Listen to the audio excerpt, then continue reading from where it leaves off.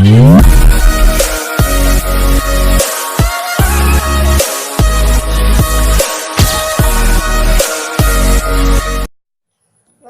back guys to my channel.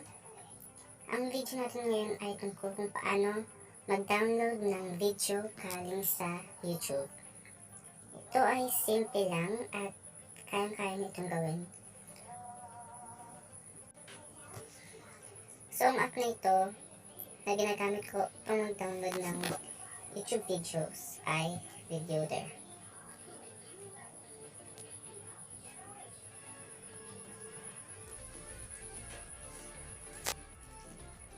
Ang app na ito ay hindi nakalagay sa Play Store. Ilalagay ko na lang sa description yung link ng app na ito. Noona, i-download na natin ang app sa ating browser. Search lang natin ang www.videoder.com. Ito.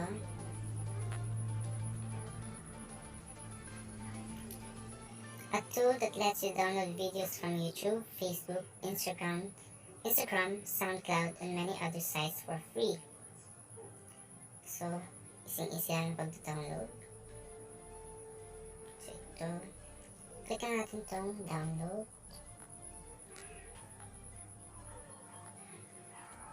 Siyempre, hindi ko na siya ita-download kasi na-download ko na siya.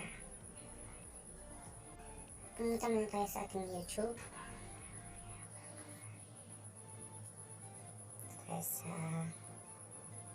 Maghanap tayo ng video na pwedeng i-download.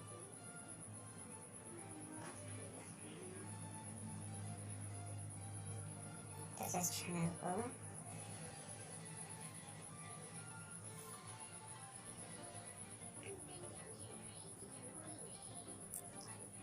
Ito, i-download natin ito.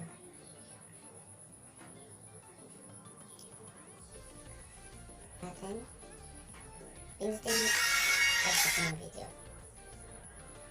Pindutin natin yung share button. Pindutin natin. At pwede rin pindutin natin. Then, pwede natin pindutin yung download or watch or yung copy link.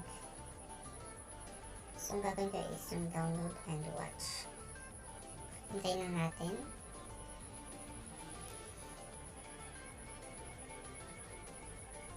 So, ito pwede tayo dito mag-convert into MP3 yung music or download natin yung video. Ayan na ito.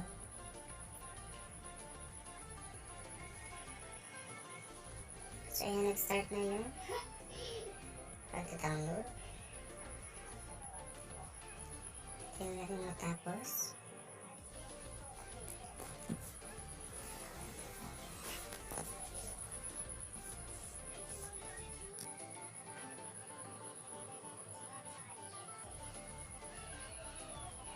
So, ayan, natapos natin mag-download yung ating video. Ayan. Pwede na tayo mag-download dito ng mga movies galing sa site na F-Movies or mga anime galing sa 9anime. Mga funny videos dito. At saka yung pinaka hindi dapat gawin. Ito lahat ng sites. Makikita nyo kung kita nyo merong adult sites dito. So, hindi ko na ipapakita dahil tingin ko alam nyo naman yan. Back natin. Tatay dito sa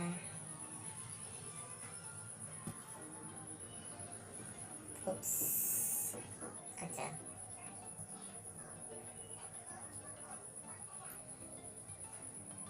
sa YouTube. So, ayan po ang ating video ngayon. At don't forget don't forget po na i-subscribe niyo po yung aking channel.